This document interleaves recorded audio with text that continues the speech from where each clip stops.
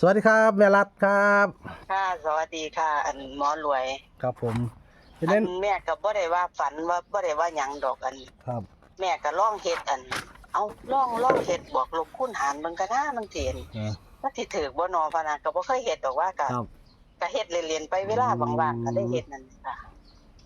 ครับเฮ็ดผมมันพันใดอัน43มันแหละค่ะบัดทีนี้ถูกอยู่ตัวนี่พะนะบัดนี้ก็มื้อรุ่นมากก็เอาสูตรอัน6ตัวนั่นล่ะมาเฮ็ดไม่ได้อีกจ้าก็มาเฮ็ดแล้วพันคิดว่าเลขรางมันจังสิมา4อีกอยู่บ่พะนะว่าน่ะแม่ว่าบ้านมันล่ะแม่ก็เฮ็ดได้47เนาะเพิ่นสิว่ามาแม่นหลังออกเพิ่นสิว่าบ่แม่นหลังออกลองเฮ็ดเบิ่งลองเฮ็ดสูตรเจ้าของเบิ่งนั่นแหละครับผมมันก็เข้า47 2 งวดซ้อนแล้วเนี่ยอันนี้ค่ะ2 งวดซ้อนแล้วเนี่ยแม่นบ่เคยเฮ็ดจักเที่ยเด้อันเฮ็ดเฮาก็เริ่มเฮ็ดครั้งแรกอัน43นี่ล่ะครับผมบ้านนี้ก็รอเบิ่งแต่ว่าบ่ได้ซื้อดอกแม่ก็บ่มีเงินซื้อดอกอันครับผมก็เลยลองเฮ็ดเบิ่งนั่นน่ะบัดนี้บัดมาเฮ็ดอีกก็เลยว่ามันคือสิเป็น47ของเบิ่งของแม่ดวงว่ามัน17มันคือไกลกันกับของแม่ดวงแท้ว่าซั่นว่าก็เบิ่งอยู่เด้แต่ว่าก็บ่ได้ไปเอาเลขเรามาเฮ็ดดอกครับบัดนี้อันเจ้าของพันได้47ก็เลยว่ามันสิออกอยู่บ่มันคือสิมาแต่4แต่ว่าส่วนมากสูตรที่แม่เฮ็ดมันสิเป็นเลขรางแม่อันหมอรวยบัดที่นี่จ้ะบัดที่นี่ก็ลองเอาสูตรตัวนั้นล่ะที่ออก47นั่นก็มาเฮ็ดเป็นเลขรางคือเก่านี่ล่ะครับอันที่ว่ามันออก43แล้วบัดนี้ก็ยังมันขึ้นมาก็รอเบิ่งว่ามันสิออก47อยู่บ่เลขรางอันมื้อวันใดก็วันศุกร์ติเหรอครับผมวันศุกร์นั่นล่ะบัดมาเปิดเบิ่งมันออก47อีหลีตัวเพิ่นน่ะเอาเฮ็ดเล่นๆมันก็เข้าตัวนี้พะนะว่าแม่ก็เลยว่าจักกันอยากแบ่งปันนั่นแม่จ้ะลองดูแม่เนาะคือคักเลยเจ้จ้า2 งวดเขา2 งวดแล้วเจ้จ้ามื้อนี้ล่ะวันจันทร์นี่แม่เฮ็ดได้ก็ได้ตัวเดียวเด้หมอรวยบ่ได้ที่ได้5ได้เป็น5ตัว10ตัวคือเขาเจ้าเด้เป็นจะลองให้ดูแม่เนาะตัวเดียวเลยลองเบิ่งตัวใดแม่ตัวใดเอาคักตัวด้วยสิรวยนำได้นี่จ้า86ค่ะ86ตัวเดียวได้แม่เนาะจ้าตัวเดียวโคโลคันสิวิ่งก็วิ่ง8บ่ได้แม่เฮ็ดบ่ได้ซ่องไหนเนาะแม่เนาะบ่นี่ล่ะครั้งแรกแต่ว่าแม่ว่าหมอรวยก็โทรมาหาแม่บ่เคยไปออกซ่องใดจักเที่ยก็เลยว่าลองเบิ่งมันติแม่กลับหัวบ่แม่คิดว่ากลับหัวบ่บ่จ้ะมันเป็นเลขศูนย์บ่กลับเลยค่ะครับบ่8 9เนาะบ่แต่ว่า FC ที่เฮ็ดก็แล้วแต่เพิ่นแม่ค่ะแต่ว่าแม่ก็ฮอดก็เฮ็ดนี่2งวดนี่เลขแล้วครับมันก็สิแม่นแท้แม่ก็เลยว่าจังซี่แต่ว่าแม่ก็บ่ได้ซื้อดอกมันบ่มีหม่องซื้อบ้านแม่นั่นน่ะเป็นลางบ่แม่หรือเป็นบนมันเป็นรางจ้ะมันเป็นรางทั้ง2งวดเลย43ก็ราง47ก็รางบ่ได้กลับเลยหมอรวยแล้วก็ได้ตัวเดียวพร้อมงวดนี้ก็ได้ตัวเดียวนี่มันสิออกบ่เอาลองเด้อแม่เนาะรวยยกช่องเนาะลองเบิ่งแม่รัดบัด5ออกซ่องแล้วจักสิออกบ่ออกอันนี้แม่บ่รู้เนาะค่ะครับเอาลองเด้อแม่เนาะ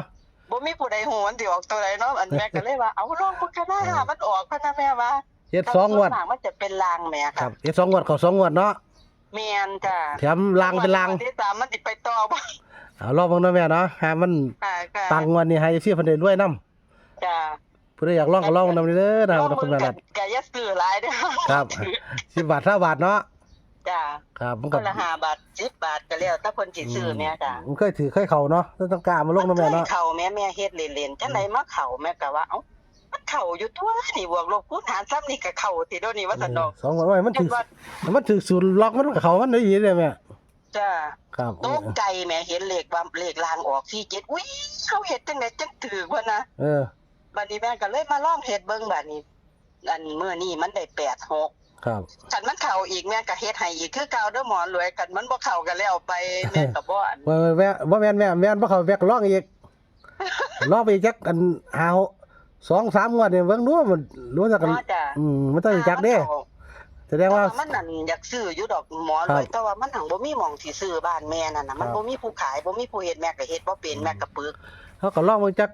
ในกีฬาก็10 งวดอ่ะแม่เฮ็ดไปเรื่อยๆน่ะเขาบ่เข้าก็เฮ็ดเรื่อยๆลองเบิ่งว่ามันแม่นอีหลีบ่สูตรเฮานี่ก็หมอรวยก็บ่โทรมาให้เราถ่ายเฮาโทรไปบ่ว่าซั่นว่านะก็ยากอยู่แม่คือนำเด้มันคือคำเลยเนี่ยน่าเกินอยู่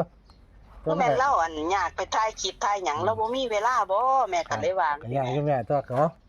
เว ม่ได้อุตส่าห์โทรมาแล้วก็แบ่งปันตัวหาพี่น้องได้โชคมานำอาจจะเป็นดวง FC ก็ได้ ได้เนาะอย่าซื้อหลายเด้อพี่น้องผู้ใดก็ได้แม่รัฐก็เฮาก็เฮ็ดได้2งวดหนึง ก็เขาอีหลี2งวด จ้ะ เฮ็ด2งว วั ด นนี้หมอรวยแม่สิเว้าอันเลขใหญ่แม่ก็เฮ็ดก็ได้6ทีอยู่เด้พันสิว่าเอ้าไม่งี้นี่เลขออกแล้วจังค่อยมาเว้าพันสิว่า เลขใหญ่แม่ก็เฮ็ดได้แต่ว่าก็เป็นเลขล่างอีกเลขบนแม่เฮ็ดบ่เป็น เจ้ แม่ เอา เฮ็ดบ่เป็นเลขบน สูตรเดียวกันว่าแม่คนละสูตรหรือสูตรเดียวกัน อันคนละสูตรแม่ค่ะ ครับผมเอาต้องคอยบ่แบ่งลูกเลยเนาะแม่เด้อ จ้า เอามื้อนี้ลาวแตกก่อนมื้อนี้ จ้าจ้า เดี๋ยวได้โทรไปเล่นนำ โอ้สาธุขอให้ออกเนี่ยแม่ออก2งวดแม่ย่านตั้งแต่มันบ่ออกกันล่ะหมอรวย เอาเป็นจัง แต่ แม่ ว่าภาวนาให้มันออกเนาะหมอรวยเนาะ ครับยังก็ร้องได้แม่ของสิ ก็ เนาะ ลองเบิ่งเฮาก็บ่ฮู้ว่ามันสิออกตัวใดเนาะเฮาบ่ฮู้จักนะครับ หายาก เฮ็ เด้อ ด เพิ่ มัน นพันเข้าแม่จ้า หายากเด้อเพิ่นสูตรเดียวเขา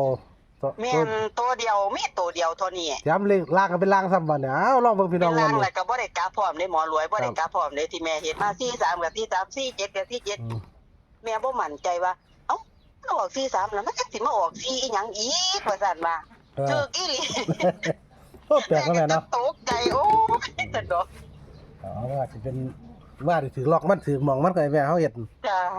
แต่ว่าเฮ็ดไปจังไหนจังไหนไปถึงหัวตองว่าว่าแม่ก็เงินแล้วไปบอกหมอรวยกันนะพ่นนะแม่ว่า คักๆแม่คักๆได้แบ่งปันพี่น้องเนาะขอบคุณหลายๆที่แบ่งปันทางนี้พี่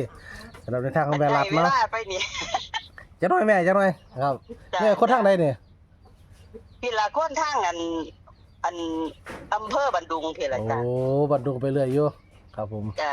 เคยไปเล่นไปเที่ยวอัน ไปเที่ยวข้ามชะโนดบ่ คำชะโนดไปสิล่ะแม่เคยไปเห็นงา บ้าน นแม่ก็ห่างอันจากข้ามชะโนดประมาณ15กิโลนี่ล่ะ ก็สิบ่แถวบ้านม่วงบ่แม่ อันอยู่ระหว่างครึ่งกลางบ้านอำเภอบันดุงกับบ้านม่วงล่ะจ้ะ โอ้ครับเคยไปเฮ็ด อันบ้านแม่อยู่ติดทางดำคือไปจากไอ้บ้านแม่ไปอำเภอบันดุงนั่น26กิโล ครับ จากบ้านแม่ไปอำเภอบันม่วงนั่น20โลแม่ล่ะ โอ้เสียสำหรับบ้านดุงกับบ้านม่วงไกลเนาะ50โลเนาะ จ้ะ อืม จะอยู่ระหว่างครึ่งกลางนี่ล่ะอยู่ติดทางดำนี่ล่ะ ครับลูกก็เคยไปเฮ็ดงานบ้านม่วงอยู่เคยไปสอบโทรศัพท์อยู่อยู่ โอ้ สมัยก่อนเรียนสอบซอยหมู่อยู่ ก็เบิ่งดีเด้หมอรวยแม่ก็เบิ่งอันก็กดอันกดไลค์กดหยังให้ตลอด เด้ เบิ่งดีเบิ่งกับแม่ตุ้ย เบิ่งพอลี่เบิ่งตลอดเบิ่งแม่น้องนานาแม่ก็เบิ่ง ครับผม เบิ่งอันเบิ่งให้เขาเจ้าบ่ซื้อช่องแล้วแต่ว่าแม่ก็เบิ่งหมอรวยดีเบิ่งเลขแล้ว ครับผม เบิ่งแล้วก็งอควันแล้วมันก็งอควันหมอรวยอันนั้น เฮ็ดได้ ก็ เด้ แม่ตุ้ยเบิ่งอันคลิปแต่อย่างว่าอันที่ว่าพากันไปแย่หมดแดงอยู่หน้าแม่ดวงกันแม่ ครับ อ่า ได้เฮ็ดไปแล้วแม่พ่อพี่น้องพ่อเครียด จ้า ได้เว้าถึงหัวมวนเนาะแม่เนาะเอาฝากไว้ด้วยนะแม่เนาะ86นะครับตัวเดียวแขน เอาหมอรวยให้อันพี่น้องเพิ่นนั่นได้โชคดีนำมาภาวนาให้มันออกเด้อ ครับผมครับเด็กตัวเดียวเนาะแม่เนาะ2งวดกับ2งวดเอาเราเบิ่งกับแม่เราเด้อนะครับแม่รัดเนาะ สวัสดีค่ะ ครับ หมอรวย ครับโชคๆกันมาครับสวัสดีครับ จ้า 2งวดเข้า2งวดงวดนี้ก็ขอให้เฮงให้ปังครับโชคกันมาทุกคนสวัสดีครับ